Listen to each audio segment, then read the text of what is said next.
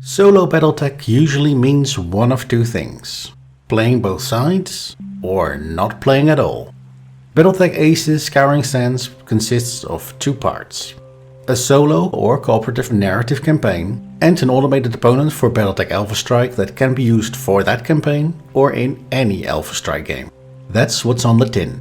In this video we're going to look at whether it actually delivers on that promise, who this product is for, and what its strengths and limitations really are, before closing with my own take on where this box delivers and where it doesn't. BattleTech Aces Scouring Sands does not replace Alpha Strike or modify its core rules. What it adds is a framework made of two parts: a structured narrative campaign for solo or cooperative play, and a card-driven system that controls opposing forces in Alpha Strike games. The automated opponent uses cards and table states to determine what the opposing force intends to do, while you still resolve the movement, line of sight, and combat on the table. The Scouring Sands campaign is not a standalone product and requires the BattleTech Alpha Strike box, as it assumes use of the physical components included in that box. The Aces automated opponent system, however, can be used independently in Alpha Strike games without the box set. BattleTech Aces Scouring Sands includes campaign materials, automated opponent cards, and reference components. Component quality is solid, with clear readable cards designed for repeat use. At the table, Aces replaces what a human opponent would normally be doing: thinking and making decisions. Instead of another player working through movement and target priorities, you interpret the automated opponent's cards and apply them on the board state. The physical footprint is larger, but the cognitive load shifts rather than simply increasing.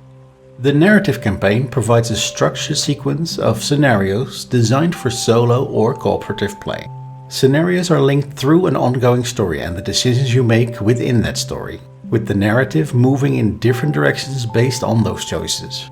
Those choices affect which scenarios you play next and what information or context you carry forward. Separately, the campaign tracks a selection of named pilots, who gain experience and new abilities over time.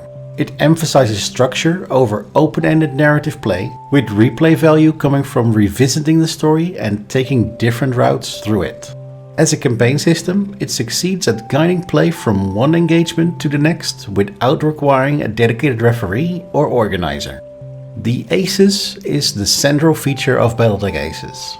The automated opponent uses a card-driven system to determine how opposing forces behave during play, with each activation guided by priorities that react to the current table state. The system removes uncertainty about enemy intent by consistently determining which unit activates, what it prioritizes, and how it attempts to engage, keeping the game moving. The automated opponent does not plan ahead or adapt creatively. Its behaviors are predefined, and while card draw adds moment-to-moment variability, recognizable patterns emerge over time. It responds to the current state of the board with limited carryover from the previous turn, but it does not account for future consequences. In practice, this makes the system reliable rather than surprising. For solo and cooperative play, the automated opponent provides a credible, impartial force to play against without attempting to replace human creativity. Using BattleTech Aces is not hands-off, but moments requiring interpretation are generally infrequent. The most common source of friction is board complexity, where dense terrain or unusual table states can slow the translation of card instructions into movement or positioning. In the Scouring Sands campaign, this is largely accounted for in scenario design and comes up rarely. Over extended use, repetition becomes more noticeable as players grow familiar with the system's fixed behaviors. These are the edge cases rather than ongoing obstacles, and they reflect the nature of card-driven automation rather than system failure. BattleTech Aces is best suited to players who want to play Alpha Strike without relying on a human opponent. Solo and cooperative players are the strongest fit. The automated opponent provides structure and direction without requiring anyone to make decisions for both sides. Teaching focus groups also benefit. An experienced player can guide one or more newer players through the rules and campaign, while Aces handles enemy decision making, lowering the barrier for new players to talk through movement, intent, and positioning as they learn. For competitively focused players who regularly play against human opponents, the value is limited. Aces prioritizes structure and accessibility over emergent, human-driven play. If finding opponents is a barrier to getting games played, Aces addresses that directly. If it isn't, its value depends on how much you want structured solo or cooperative play. BattleTech Aces Scouring Sands sets out to do two things: provide a solo or cooperative narrative campaign for Alpha Strike, and supply the Aces automated opponent system to support it. In practice, it delivers on both. The Scouring Sands campaign delivers a narrative-linked experience that provides structure and direction across multiple games, without requiring outside oversight. The Aces automated opponent provides a consistent, impartial opposing force that handles enemy decision-making while keeping the play on the table.